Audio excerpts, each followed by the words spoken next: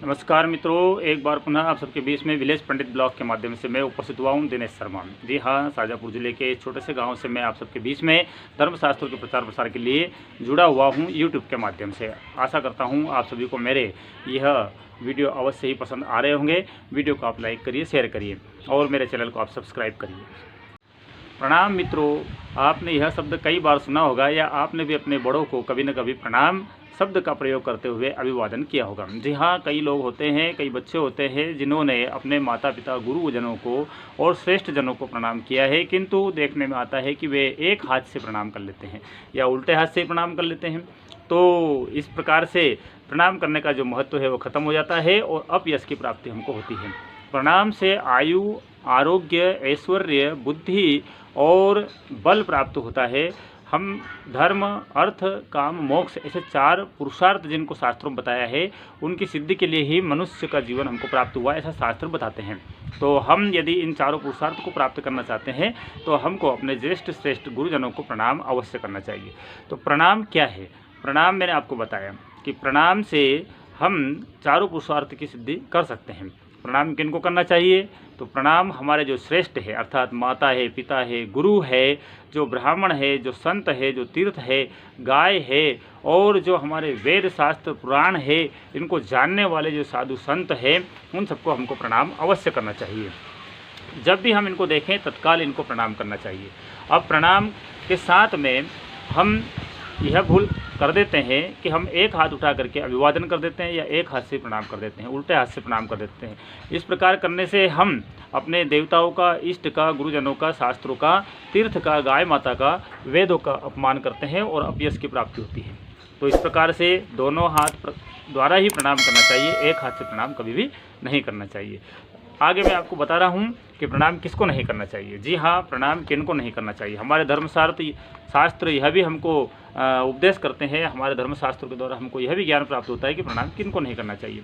जो पतित हैं, जिन्होंने कई पाप किए हैं, जो गो हत्यारे हैं, जो ब्राह्मण की हत्या करते हैं, जो वेद की निंदा करते हैं, जो शास्त्र की निंदा करते हैं, जो तीर्थ की निंदा करते हैं, जो अभद्र है, जो अभक्त है, ऐसे लोगों को प्रणाम कभी भी नहीं करना चाहिए। शव यात्रा में यदि आप चल रहे हैं तो शव यात्रा में कभी भी अभिवादन नहीं करना चाहिए। जो सोया हुआ व्यक्ति है उसको भी प्रणाम कभी नहीं करना चाहिए। और शास्त्रों की, वेदों की निंदा करने वाले व्यक्ति को भी कभी प्रणाम नहीं करना चाहिए। साथ ही से छोटे और अपनी पत्नी को भी प्रणाम कभी नहीं करना चाहिए।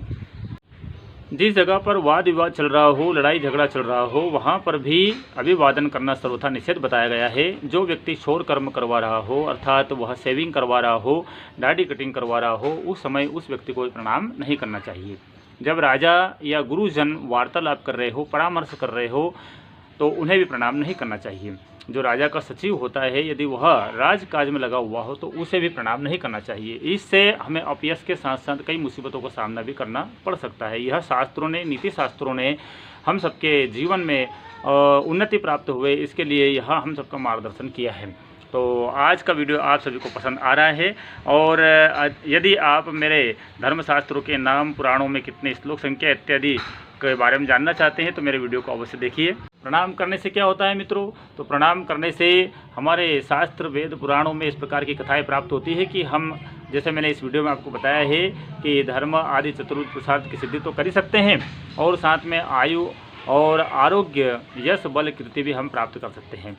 लिंग पुराण में, शिव पुराण में और मार्कंडेय पुराण में, देवी भागवत महापुराण में कथा प्राप्त होती है कि महर्षि मृकुंड के पुत्र जो मार्कंडेय जी हैं, वह बहुत अल्प आयु थे। उनके पिता को जब ये ज्ञात हुआ कि इनकी आयु केवल 6 माह ही रह गई है, तब वो अत्यंत चिंतित हुए। किंतु भगवान की कृपा से एक दिव्य दृष्टा ऋषि उनके आश्रम पर आते हैं और वो बताते हैं कि बालक से आप नित्य प्रणाम करवाइए, केवल प्रणाम करवाइए। अब बालक को प्रणाम करने के लिए कह दिया गया तो बालक भी पिता का आज्ञाकारी था। वह उनके आश्रम में जो भी व्यक्ति आते हैं उनको नित्य प्रणाम करने लगते हैं। और देवयोग से उनके आश्रम में सप्तऋषि आते हैं, सप्तऋषियों को प्रणाम करते हैं तो सप्तऋषियों के मुँह में से एक बात निकल जाती है, आयुष्मान भव, चिरंजीव भव। जी हाँ, सप्तऋषियों के मुंह से इतना निकला कि बालक चिरंजीव हो जाता है। सप्तऋषियों को यह पता लगता है कि हमने तो बहुत अनर्थ कर दिया, बालक तो मात्र 6 वर्ष की आयु, 6 माह की आयु वाला ही था और हमने उसको चिरंजीव होने का वरदान दे दिया। तब वो बालक को लेकर के ब्रह्मा जी के पास गए। ब्रह्मा जी ने सप्तऋषियों को प्रणाम करते हुए देखा और बालक को भी प्रणाम करते हुए देखा, तो उन सबको एक साथ ही चिरंजीव भव इस प्रकार का आशीर्वाद प्रदान कर दिया। तब ब्रह्मदेव जो सारी सृष्टि के विधाता हैं, उन्हें यह ज्ञात होता है कि मैंने अपनी ही सृष्टि में अपने ही द्वारा कुछ भूल कर दी है। तब तो अफसोस करते हुए और उन्होंने कहा कि चलो अब मुंह से निकल गया है तो ब्रह्मवाक्य जनार्दन, अब यह टल नहीं सकता है, तो बालक की आयु अवश्य ही चिरंजीव होगी। उन्होंने बालक को भगवान शिव जी की आराधना करने के लिए कहा। भगवान शिव जी की आराधना करते हुए बालक ने 6 महीना व्यतीत किया और 6 मास के पश्चात में जब उसकी मृत्यु आई तो काल के पास लेकर के और यमराज के दूत जब वहाँ आते हैं, परंतु भगवान शिव की आराधना उपासना के चमत्कार की वजह से वो बालक के प्राणों को हरण नहीं कर पाते हैं। तब साक्षात यमराज उस बालक के प्राणों को हरण करने के लिए आते हैं, किंतु महाकालेश्वर भगवान के सामने काल की क्या चल सकती है। तब काल ने भगवान से कहा कि आपने ही मुझे बनाया है और मेरा कार्य है कि प्राणों को हरण करना, परंतु भगवान महादेव जी ने कहा कि इस बालक ने मेरी तपस्या घनघोर तपस्या करी है, इसलिए मैं उसको दीर्घायु होने का आशीर्वाद प्रदान करता हूँ। देखिए मित्रों, यह कथा मैंने बहुत संक्षेप में आपको सुनाई है, किंतु यह इसमें प्रधान तत्व क्या है कि प्रणाम करने मात्र से ही बालक की आयु बहुत दीर्घ हो जाती है और वे 8 चिरंजीवी यानी 8 जो चिरंजीवी बताए गए हैं उनमें सम्मिलित हो जाते हैं। तो आज का वीडियो आपको पसंद आया होगा और हिंदू संस्कार तो है ही प्रणाम करना। अपने बालकों को भी संस्कार दीजिए कि वह नित्य उठते बैठते माता पिता गुरुजन देवी देवता तीर्थ इत्यादि को नमस्कार प्रणाम करे, न जाने कौन उनको क्या आशीर्वाद प्रदान कर दे। तो आशा करता हूँ आज का वीडियो आपको बहुत पसंद आया होगा। पुनः आप सबके बीच में कोई न कोई इस प्रकार का वैज्ञानिक दृष्टिकोण से भरा पूरा और आयु आरोग्य प्रदान करने वाला, आपके घर परिवार में सुख शांति देने वाला वीडियो लेकर के आऊँगा। आप सभी से निवेदन करता हूँ कि वीडियो को आप देखिए, लाइक करिए, शेयर करिए और मेरे चैनल को आप सब्सक्राइब जरूर कर लीजिए। धर्म का काम आपका काम है, मेरा भी काम है, मैं कर रहा हूँ। आप केवल वीडियो को देख करके लाइक शेयर करिए और सब्सक्राइब जरूर करिए चैनल को। इतना करने से ही आप सनातन की सेवा करेंगे।